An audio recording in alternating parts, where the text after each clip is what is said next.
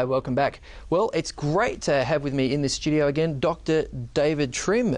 Pleasure to be with you, Kent. Thanks for having me back. Based in America, but an Aussie boy from way back. Yes, grew up in Sydney as a child. Well, there you go. Well, welcome back. Thank you. Welcome home. Now, you're an historian by passion, aren't you? Not by trade necessarily, but by passion. Is that right? Well, I was an academic historian for 13 years. Now I work for the Seventh-day Adventist Church, directing their archives. But so professionally, I was and consider myself as still an historian. Yeah. Okay, there you go. Wow.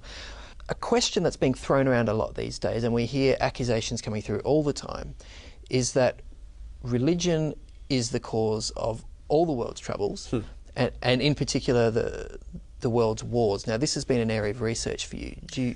What would you say to that accusation? Well, firstly, it's clearly not the cause of all the world's troubles. And indeed, even in the relatively recent past, the greatest and most destructive wars in human histories were the wars created by overtly secular ideologies, inspired actually by Darwinian evolution, it has to be said, which is such as Nazism, which is overtly Darwinian in its whole attitude to life. Yeah. Not to mention Bolshevik communism of the Soviet Union, which is shaped by that kind of thinking and was overtly atheistic. These wars caused by these great secular ideologies, fascism, communism, have resulted in hundreds of millions of deaths across the century. And this is even before you get to Pol Pot, before you get to China. Indeed.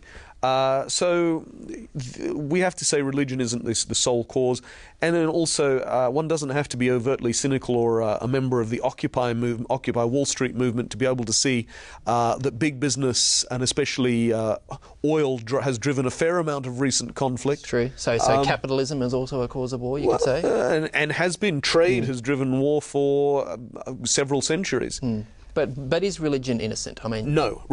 All that said, religion is definitely not innocent, and Christianity is not innocent. The truth is, and I think Christians have to accept this, historically, Christians have waged religious war, and they have been driven to violent excesses. Have Christians really waged religious war, or have they waged political war and used religion as a motivating factor to sort of bring the troops on board? They've done both, and very often, of course, there are geopolitical factors, the ambition of sovereigns and states, and then religion is the rhetoric used to cover it.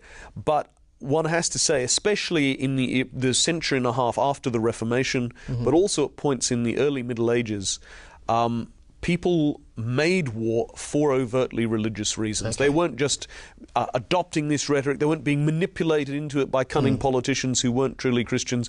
People felt it was their Christian duty to kill other people, and they did it. You mentioned the early Middle Ages. Would the Crusades fall into that thinking of the period of Crusades. history? Yeah, absolutely. Yeah. The Crusades fall into that. Because the Crusades, I mean, people throw around the word Crusades like they throw around the word, Nazism and Jewish Holocaust. But most people don't actually... As a byword, what was it actually about and what happened? Most people don't understand with the Crusades. But the Crusades actually emerged because the Holy Land, the land where Christ walked and was crucified and rose again, was occupied by Muslims. Now, today, I don't think we'd have so much of a problem with that. Well, it almost is. Well, it is. So nobody has a problem with it. Nobody's saying we should wage war to get rid of to reoccupy it. The early medieval mindset had a different attitude. For them, it was unacceptable that Christians could not go on pilgrimage. Pilgrimage was a very important part of Catholic religion in the process of being saved. And so they thought that people could not go on pilgrimage to those holy sites. To Jerusalem, for example. Jerusalem and Bethlehem and Nazareth was outrageous. And even the thought, though, that pagans were, as they thought of them, were occupying this land, that alone was seen as unacceptable.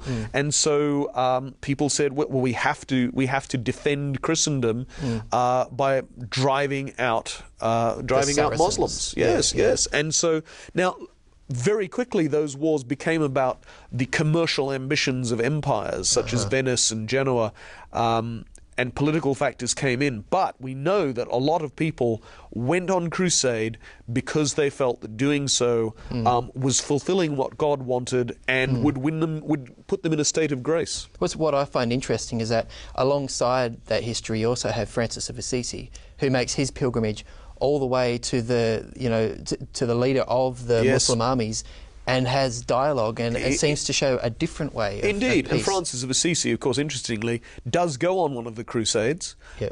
and then has a conversion experience and says, "No, I shouldn't be a soldier. I should be a monk. I should devote myself to Christ and to good works." So this sort of points to another Christian tradition, doesn't it? I mean, you mentioned after the Reformation, that sort of pacifist tradition Yes. came out, as well as sort of, you know, the Lutherans in Calvin's Geneva and all the violence against the Anabaptists and all that sort of stuff. That's that true. happened there. The Reformation actually gives rise to 150 years of religious war, Wow. not only between Protestant and Catholic, but also between Christian, both Protestant and Catholic, against Muslims, but also between different types of Protestants. Everybody persecuted and killed everybody else, would be the simple way of putting it. But at the same time, you do have a nobler tradition. You do have people saying it is wrong for a Christian to kill. And so one of the teachings of many early Protestants, for example, is that it is never legitimate to take up arms against the sovereign, against your state. Your choice, that doesn't mean that when you should give up your principles, that you should engage in false worship as they saw it, but your choice is either to be true to the gospel or to be martyred. There's no middle ground. Wow. Now that's a hard call to make, and I'm glad I personally don't have to make it, but that was their teaching. And you also have groups such as the Moravians, the Mennonites, and others, some of the Anabaptists, who say it's never legitimate to take up the sword, it's never legitimate to take a life. And that's a very noble tradition. So that's in Christianity as well, and it's important to recognize that there are both streams. Well, let's fast forward to today, because it's all very interesting to look at history and argue about it. And, you know, Obama brought up the Crusades the other day. But this martyrdom, for example, we had 21 Egyptian Christians martyred in Libya for their faith just several weeks ago. So we take these traditions and this history. Let's fast forward to today. How do we make sense of what's going on today? The violence that we see today. Some is religiously based. Absolutely. Some is not, obviously.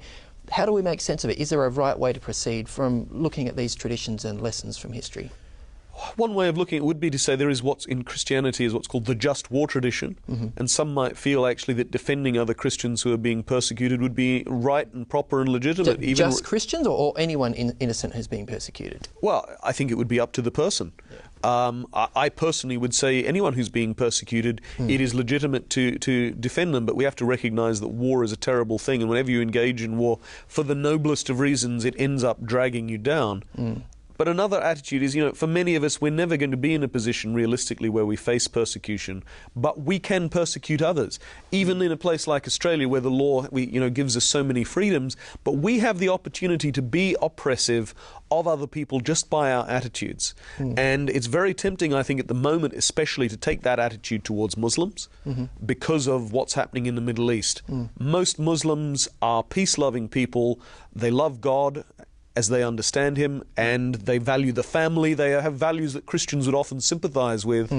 Much more than the average secularist. Much more than the average secular person, absolutely. Yeah. And I think we need to go back to the principles of Jesus, turn the other cheek, love those around us, and not be drawn into suspicion, oppression and repression because of what somebody who has a similar religious view thousands of miles away is doing. We should take people as we find them. We should love them. We should follow Jesus' commands. Wow. So Jesus said, love your enemies. It was radical then. It's radical now. Wow. Hey, thanks so much for your time today, Dr. David Trim. Really appreciate it. Thank you, Ken. We'll be back straight after the break.